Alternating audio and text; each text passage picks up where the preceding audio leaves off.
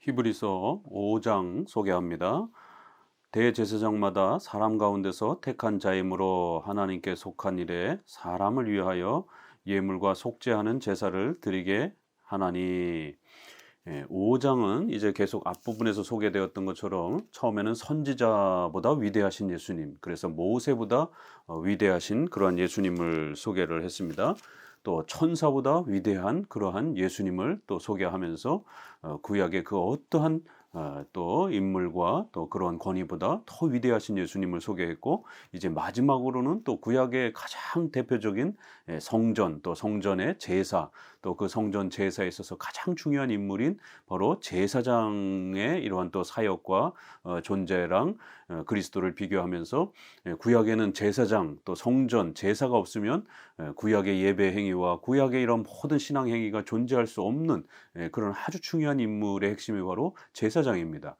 그래서 바로 그러한 제사장, 구약을 대표하는 제사장보다도 더 위대하신 그러한 예수 그리스도를 소개하면서, 또 구약에 소개했던 바로 예언했던 바로 그 진정한 대제사장은 바로 예수 그리스도이시다라고 이렇게 소개하면서, 제사장보다도 위대하신 그런 그리스도, 또 제사장을 통해서 장차 오실 그러한 중보자, 또 메시아로서의 또 그러한 성취가 바로 예수님을 통해서 성취되었다라고 하는 부분을, 또 제사장과 제사장들의 또 그런 제사 사역을 끌어다가 바로 예수님께서 이제 그 모든 구약의 제사의 이러한 또 핵심과 제사장의 사역의 본질을 완성하신 분이시다. 그렇기 때문에 진정한 구약의 또 이러한 예언한 메시아요, 또 중보자이시다라는 걸 강조합니다. 그래서 대제사장은 이렇게 사람 가운데서 또 이렇게 세워지고, 또 하나님이 불러서 세우시는 이러한 아주 특수한 사역을 위해서 하나님 앞에 구별되어지는 그러한 구약의 아주 독특한 사역이었다라고 말합니다. 선지자, 제사장, 왕, 이러한 직분들은 바로 하나님의 사역을 위해서 특별히 이렇게 구별되어지는, 그래서 기름을 부어주는 이러한 거룩성과 특별성을 또 이렇게 구약에서는 강조합니다. 그래서 그런 사역에서 사용되었던 기름을 붓다라는 이 표현이 바로 그리스도 기름 부음 받으시다, 이러한 표현으로서 바로 그리스도, 바로 메시아라는 단어가 바로 그렇게 기름 부음을 받다라는 그러한 또 표현으로 사용되어지기도 했었던 것입니다. 바로 이제 이러한 대제사장의 이러한 그 사역이 이제 구약에서 어떻게 소개되고 또 사용되었는가를 잠깐 소개합니다. 바로 이러한 그 제사장의 사역은 사람들을 위해서 예물과 속죄하는 제사를 드리기 위한 그런 아주 중요한 목적을 가지고 또 이렇게 사역한 사람들이다. 그가 무식하고 미혹된 자를 능히 용납할 수 있는 것은 자기도 연약에 휩싸여 있음이라. 그러므로 백성을 위하여 속죄제를 드린 것 같이 또한 자신을 위하여도 드리는 것이 마땅하니라. 이렇게 제사장들은 백성들의 죄를 그렇게 하나님 앞에 용서를 구하기 위하여 속죄의 행위를 하는 이런 속죄의 제사를 집례하기 위해서 성전에 들어가서 제사를 행한다라는 겁니다. 바로 속죄하는 제사. 그래서 구약에서 제사장을 세우고 그 제사장이 1년에 또 단 한 번 7월 1일이라고 하는 대속죄일이라고 하는 아주 중요한 구약의 절기가 있습니다. 그래서 백성들의 죄를 그렇게 하나님께 용서해 달라라고 하는 이러한 의식을 행하기 위해서 짐승의 피를 흘려서 가장 거룩한 바로 그 지성소에 대제사장이 1년에 그렇게 단 한 번만 들어갑니다. 그리하여 피를 뿌리면서 백성들의 죄를 용서를 구하는 이런 속죄 행위를 행합니다. 바로 이러한 속죄하는 제사, 또 속죄의 행위, 이러한 것은 바로 장차 우리 인간의 모든 죄가 바로 그렇게 속죄를 받아야 되는, 죄를 면제받아야 되는, 바로 이러한 것을 통해서 우리가 구원받을 수 있다라고 하는 구약의 아주 대표적인 그러한 속죄에 대한 죄값이 사해진다라고 하는 이런 아주 중요한 구원의 그러한 모형적 그러한 또 예언이었던 것입니다.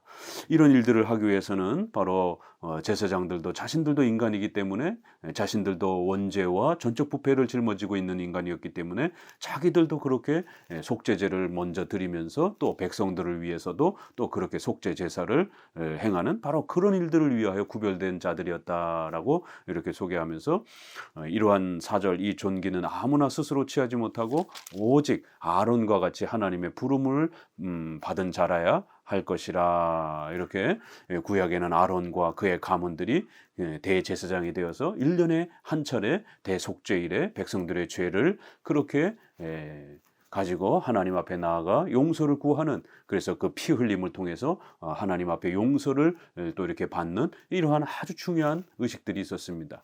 바로 이러한 하나님의 귀한 계획 속에서 장차 오실 예수 그리스도가 우리의 죄를 대신 그렇게 짊어지시고 피 흘리시면서 우리의 죄값을 모두 해결해 주시는 바로 이러한 것을 구약의 대제사장의 이런 속죄 사역들을 통해서 구약은 예언해 왔고, 바로 그 예언이 예수님을 통해서 성취되었다. 그렇기 때문에 이제 예수님은 더 위대하신 분이다. 바로 그 구약에서 제사장을 통해서 속죄 제사를 통해서 가르치고자 했던 바로 그 중보자 메시아가 바로 예수님이시다. 또 그리고 그 예수님은 이제 왜 더 구약의 제사장보다 더 위대하냐면, 구약의 제사장들은 죄를 짊어진 인간이 그런 사역을 했기 때문에 자기들의 그러한 속죄를 위해서도 그렇게 하나님 앞에 용서를 빌어야 했던, 그렇기 때문에 구약의 이러한 속죄 제사는 완전한 형태의 속죄 제사로서 그렇게 완성되지는 못했다라는 것입니다. 왜요? 끊임없이 반복해서 그러한 속죄 제사를 행해야 할 수밖에 없는 인간, 죄인된 인간이 그렇게 하나님 앞에 나아가서 행하는 그런 연약함을 가지고 있었기 때문에 그런 한계가 있었다라는 거예요. 그러나 이제는 하나님의 아들이신 바로 예수 그리스도께서 이 땅에 오셔서 무죄하신 예수님이 친히 우리 대신 죄를 짊어지시고 그렇게 속죄의 희생제물이 되셔서 자신의 그러한 목숨을 십자가의 죽음에 내어 주시면서 그렇게 완전한 속죄 제사를 성취하셨다라는 겁니다. 또 그리고 예수님은 더 나아가서 구약에서 멜기세덱과 같은 그러한 또 아주 신비로운 그러한 제사장으로서 예언되고 장차 오실 메시아를 모형적으로 가르쳐 주셨던 바로 그러한 멜기세덱의 반차를 따르는 그런 아주 신비로운 또 그러한 제사장으로서 예수님은 그 예언이 또 자신에게 성취되어진 바로 그런 분이다. 그래서 이렇게 예수님은 완전한 속죄를 행할 수 있었던 것은 첫 번째 바로 무죄하신 하나님의 아들이신 예수님께서 이 땅에 그렇게 친히 희생을 치르신 그러한 위대한 그러한 역사를 행하셨다. 또 하나는 구약의 메시아로 예언된 바로 멜기세덱의 이러한 위대한 사역과 같이 또 그러한 예언을 성취하신 분이다 라고 이렇게 그리스도의 속죄가 얼마나 완전한 그러한 속죄제인지를 이렇게 강조하기 위해서 두 가지를 소개합니다. 예수님은 제사장보다 왜 더 뛰어난가? 5절에 또한 이와 같이 그리스도께서 대제사장 되심도 스스로 영광을 취하심이 아니요 오직 말씀하시니가 그에게 이르시되 너는 내 아들이라. 아들이니 내가 오늘날 너를 낳았다 하셨고, 이렇게 예수님은 영원하신 하나님의 아들이신데 이 땅에 인성을 취하고 오셔서 십자가의 고난이라고 하는 이 엄청난 희생을 치르셨다라는 것입니다. 6절에 또한 이와 같이 다른 데서 말씀하시되 내가 영원한 멜기세덱의 반차를 따르는 제사장이라 하였으니, 이제 시편 110편 4절에 소개하는 장차 멜기세덱의 반차를 따르는 그러한 제사장이 올 것이다 라고 하는 이러한 그 예언을 소개합니다. 멜기세덱은 창세기 14장에 이렇게 아브라함과의 그 사건 속에서 등장하는 아주 독특한 그런 인물입니다. 그의 출생, 그의 존재, 그의 사역에 대한 이런 부분들이 단 한 번 창세기에 등장하면서 아주 신비로운 존재로 아브라함으로부터 그렇게 제사의 또 이러한 부분들을 또 이렇게 받는 아주 놀라운 제사장의 그런 위치와 성격으로서 아주 독특하게 소개가 되었고, 그거를 시편 110편 4절에서는 바로 멜기세덱은 장차 오실 아주 그런 신비로운 존재, 그리고 또 그의 사역은 아주 신비로운 그러한 제사장으로서의 그런 사역들을 이루실 그러한 메시아에 대한 모형으로 그렇게 멜기세덱을 소개를 합니다. 이렇게 멜기세덱은 딱 두 번 소개가 됐는데 신약에서 바로 그렇게 신비로운 분, 또 신비로운 제사장, 또 신비로운 그러한 사역을 중보 사역을 감당했던 그러한 멜기세덱. 바로 그 멜기세덱은 바로 장차 오실 메시아의 이러한 또 그리스도의 이러한 위대한 중보 사역을 예언해 주는 모형적인 그러한 그런 위치에 있었던 그러한 모습을 소개하면서 바로 그 성취가 예수님을 통해서 이루어진 것이다. 이렇게 히브리서는 소개합니다. 예수님의 존재도 신비하고 예수님이 오셔서 그렇게 제사장으로서 자신을 친히 그렇게 희생제물로 바치시는 이러한 신비로운 위대한 구원의 역사도 또 그렇게 아주 신비롭다라는 것이. 그래서 영원한 멜기세덱의 반차를 따라 이렇게 구약에 아주 독특하게 소개되었던 신비로운 그 제사장의 이러한 예언을 예수님이 성취하시면서 영원한 멜기세덱의 그 순서를 따라 질서를 따라 멜기세덱이 약속했던 그러한 모든 부분을 예수님이 성취하시는 그러한 제사장이 되셔고 바로 대제사장이 되었다라고 이렇게 예수님은 두 가지 면에 있어서 하나님의 아들이신 분이 십자가에 못 박혀 죽으시는 이러한 놀라운 희생 제물을 치르시는 그러한 그리스도의 완전한 속죄의 이러한 또 제사, 또 그 다음에 영원한 멜기세덱의 질서를 따라서 그렇게 예언되었던 그 멜기세덱의 그러한 신비로운 사역들을 그리스도께서 다 완성하시는 그러한 신비로운 존재로서 그리스도께서는 이렇게 구약의 모든 제사, 속죄 제사, 또 구약에서 예언되었던 그러한 신비로운 그러한 메시아의 약속, 이 모든 것을 성취하신 분이 그리스도다라고 이렇게 히브리서는 강조합니다. 7절 그는 육체로 계실 때에 자기를 죽음에서 능히 구원하실 이에게 심한 통곡과 눈물로 간구와 소원을 올렸고 그의 경건하심으로 말미암아 들으심을 얻었느니라. 이렇게 또 그가 아들이시면서도 받으신 고난으로 순종함을 배워서 온전하게 되셨은즉 자기에게 순종하는 모든 자에게 영원한 구원의 근원이 되시고 하나님께서 멜기세덱의 반차를 따른 대제사장이라 칭하심을 받으셨느니라. 이렇게 다시 한번 예수님의 속죄 제사의 그 완전함을 다시 한번 강조하면서 예수님이 어떻게 완전한 속죄 제사를 성취하셨는가? 구약의 그러한 제사장들이 완전하게 행하지 못했던 그런 속죄 제사를 예수님은 어떻게 완전하게 성취하셨는가? 심한 통곡과 눈물과 간구로 그렇게 자신을 하나님 앞에 바쳤다라고 말합니다. 여기 또 경건함으로 이렇게 표현되어 있는데 이것은 헬라어의 이러한 부분을 보게 되면 두려움으로 이런 표현이 더 맞습니다. goodly, fair 킹 제임스 번역에서도 이렇게 경건한 두려움 안에서 그러한 고통을 받으면서 온전히 하나님 앞에 순종하면서 자신을 십자가에 그렇게 내어주셨다. 이런 바로 겟세마네의 그러한 그 기도 누가복음에 이러한 표현이 더더욱 22장 43절이라든가 이런 구절에 잘 나타나 있죠. 땀방울이 핏방울이 될 정도로 그렇게 눈물과 통곡과 간구함으로 하나님 앞에 이러한 중보 사역을 감당할 수 있도록 기도하시는 그런 그리스도의 중보자적 기도가 또 소개가 됩니다. 이처럼 예수님은 십자가를 지기 전에도 또 십자가를 지시면서 자기 자신을 무죄하신 예수님께서 우리 대신 우리의 죄를 대신 짊어지면서 사망의 그 고통 지옥의 형벌의 이러한 그 고통을 온전히 우리 대신 그 죄값을 받으셨다라는 겁니다. 그렇게 희생제물로 그렇게 바치셨다라는 겁니다.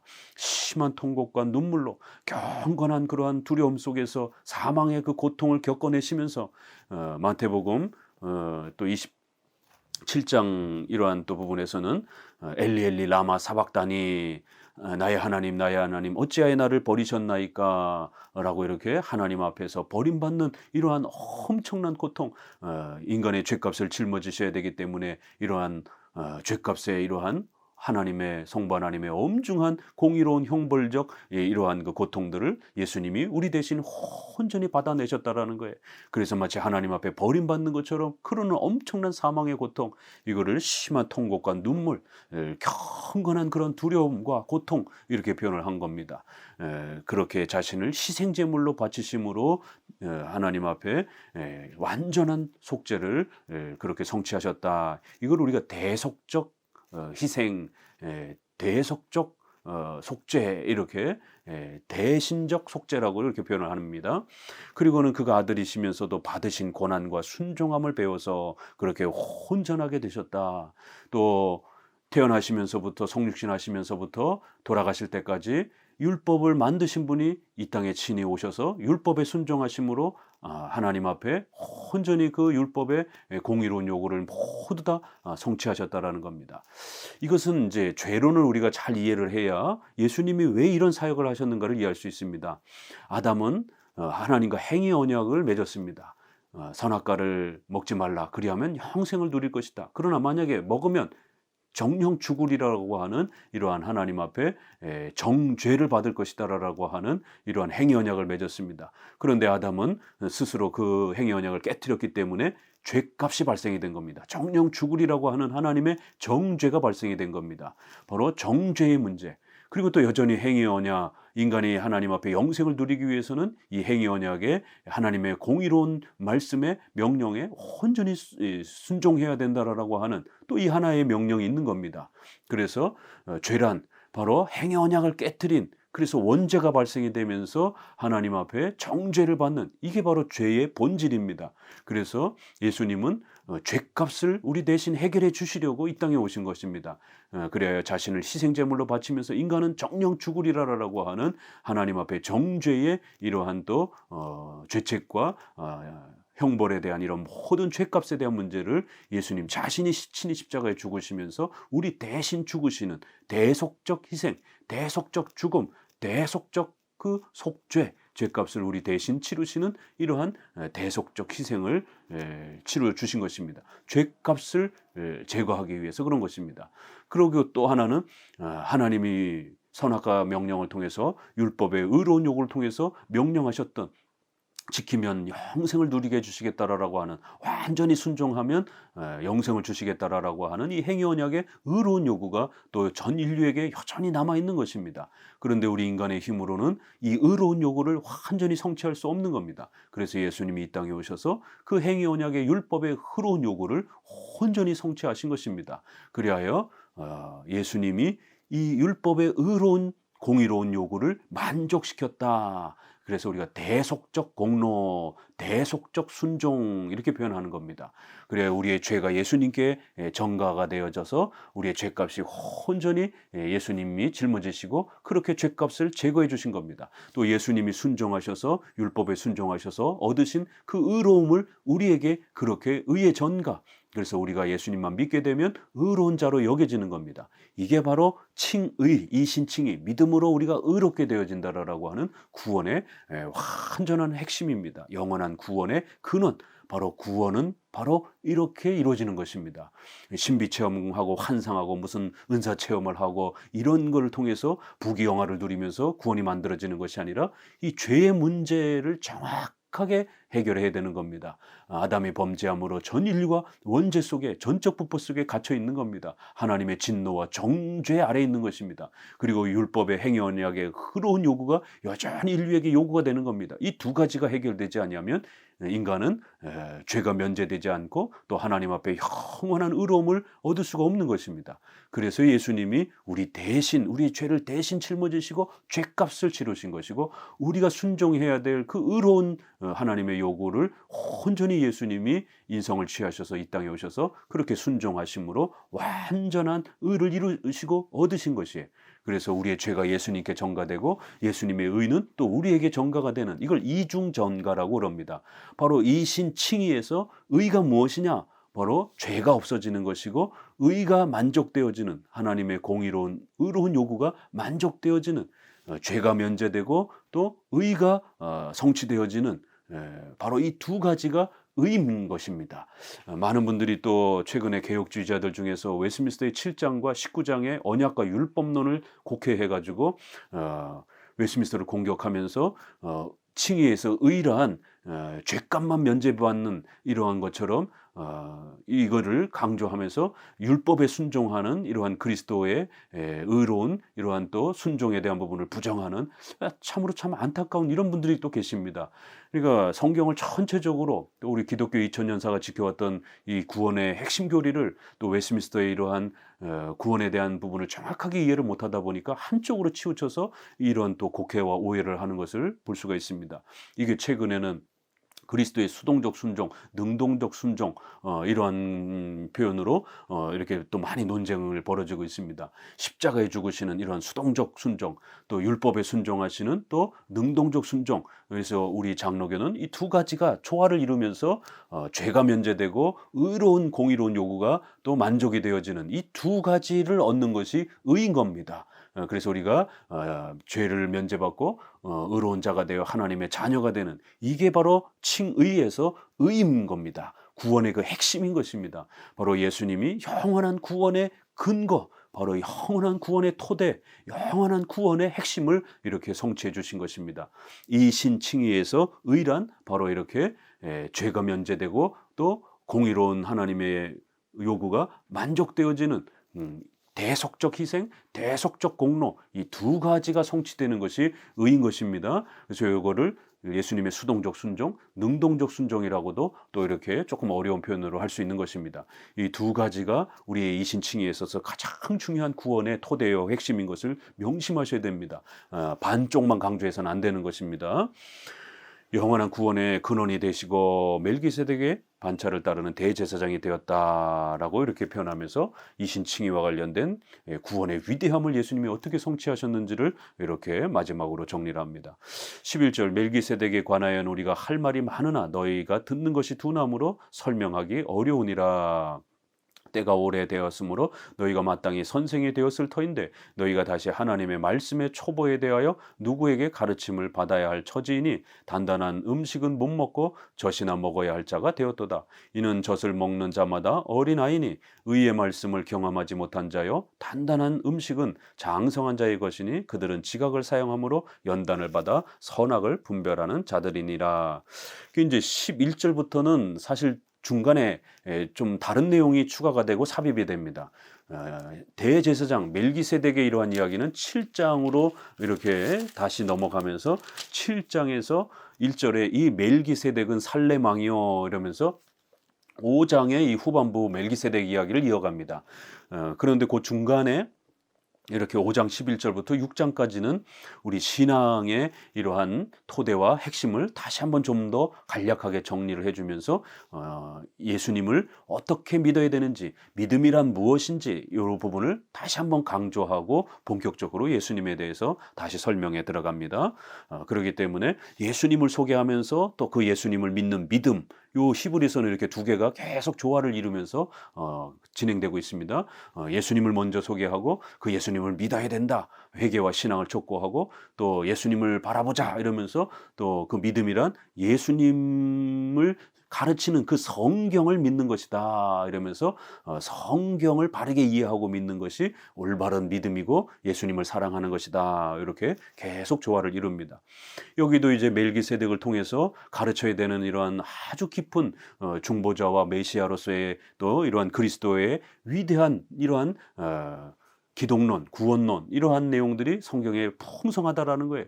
그러나 이것이 이제 듣는 것이 두나무로 설명하기가 어려운 그런 처지에 있다라는 거예요. 성도들이 무지하고 나태하고 게으르면 이러한 구원의 위대한 성경의 풍성함들을 제대로 배우거나 또 소화해낼 수가 없다라는 겁니다.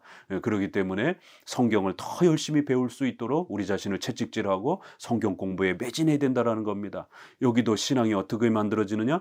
듣고 배우고 그 설명을 잘 배우고 이런 걸 통해서 만들어진다라는 거예요. 체험하고 막 까무러치고 방언을 하고 이상한 체험을 하고 이런 게 아닙니다. 듣는 것이 아주 중요하다 이렇게 말합니다. 잘 들어야 됩니다. 성경을 통해서 설명하고 가르치는 예수님에 대해서 정확하게 들을 줄 알아야 되고 그걸 잘 이해하고 배우는 것 이게 신앙이다라고 재차 또 강조합니다. 절대로 체험이 기독교 신앙이 아닙니다. 교리를 올바르게 듣고 배우고 그 교리를 사랑하고 그 교리를 따라 순종하며 살아가는 것 이게 참된 기독교인 것입니다. 물론 우리가 예수님을 믿으면 전능하신 하나님이 우리를 도와주시기 때문에 또 인간은 지정의를 가지고 있기 때문에 이런 정서적인 감정의 또 이러한 변화와 또 이러한 뜨거움이 있을 수 있습니다. 그러나 우리가 말하는 기독교의 본질은 그 감정에서부터 만들어지는 것이 아니라 감정은 그저 열매일 뿐인 것입니다. 우리 기독교 신앙의 근원은 바로 성경을 잘 배우고 성경을 풀어 설명하는 것들을 이해하고 깨닫는 여기서부터 기독교 신앙의 토대와 본질이 만들어지는 것입니다. 그러면 우리가 예수님을 믿으면 기쁘고 즐겁고 또 너무 행복하고 이런 감성에 대한 부분이 얼마든지 있을 수 있습니다. 그러나 지나친 그러한 초자연적인 어떤 이상한 감정과 체험들을 기독교 신앙의 본질인 것처럼 이렇게 끌고 오는 것은 그건 잘못된 기독교라는 것입니다. 여기도 설명한다. 이거 우리 카테키즘이라고 하는 기독교 교리를 문답식으로 끊임없이 가르치고 설명하는 이러한 방식을 카테키즘이라고 하고 설명이라는 이 단어도 카테케오라고 하는 그런 헬라어에서 연결된 그런 단어들입니다. 그렇기 때문에 성경을 문답식으로 설명하고 이해시키고 가르치고 듣고 배우는 것을 통해서 우리가 기독교 신앙을 만들어 간다라는 것이에요. 그럼 그렇게 설명하고 또 듣고 배우는 그 핵심은 무엇이냐? 창세기부터 계시록까지 모든 내용을 다 가르칠 수 없으니까 거기서 가장 중요한 핵심, 하나님의 말씀의 초보, 핵심, 근거, 아주 중요한 그 토대가 되는 이러한 근본 교리들을 먼저 배운다라는 겁니다. 이런 핵심 초보와 근거에 대해서 가르침을 받아야 하는데 이렇게 하는 거예요. 이렇게 가르침을 받는 설명을 해주는 이 가르침이라는 단어, 체험이 아니라 가르침 이렇게 표현한 단어입니다. 이러한 것들을 게을리하게 되면 결국 어린아이 같은 신앙의 수준에 머물러 있게 된다라는 거예요. 단단한 음식을 못 먹고 어린아이처럼 그렇게 체험적이고 이상한 어떤 환상이나 바라보는 이런 아주 수준이 떨어지는 이 수준이 낮은 어린아이와 같은 이런 모습에 머무르게 된다라고 이렇게 책망을 합니다. 어린아이는 의의 말씀을 경험하지 못하는 자여. 보세요. 어린아이 같은 수준은 이렇게 성경을 연구하고 성경을 통해서 그 교리를 깨닫고 그 교리를 잘 배우는 이러한 성숙한 신앙으로 나아가지 못하고 아주 어린아이와 같은 모습 속에 그렇게 있게 된다라는 겁니다. 단단한 음식이란 과연 무엇이냐? 의의 말씀이란 무엇이냐? 바로 지각을 사용함으로 연단을 받아 선악을 분별하는 우리의 중생된 이성을 가지고 성경을 연구하고 배우고 가르치고 설명하고 그 가르침을 듣고 배우면서 열심히 성경을 교리적으로 부단히 배워서 옳고 그름을 분별하는 것이지 무슨 환상을 보고 분별하는 게 아닙니다. 오늘날 오순절주의 신비주의자들이 자꾸 방언이나 환상을 보고 선악을 구별하잖아요. 또 어떤 자기가 할 일들을 그렇게 구별하잖아요. 이건 잘못된 것이라는 겁니다. 이건 아주 어린아이 같은 수준이라는 것입니다. 성경, 의의 말씀을 지각을 사용해서 열심히 교리를 배워서 옳고 그름을 우리 삶 속에서 하나님의 뜻을 분별해가는 것. 이게 진정한 기독교요. 이게 바른 기독교 신앙이요. 또 성숙한 신앙이다. 그렇기 때문에 예수님에 대한 것도 환상을 통해서 예수님을 보고 체험을 통해서 예수님을 만나고 이러는 것이 아니라 바로 성경에서 가르치는 그 예수님, 멜기세덱의 반차를 따르고 또 이런 여러 구약의 제사장의 이러한 위대한 이러한 그 사역들을 완성하시고 이러한 모든 구약의 이러한 예언들을 성취하신 그 예수님을 구약을 통해서 부지런히 배워야 된다라는 거예요.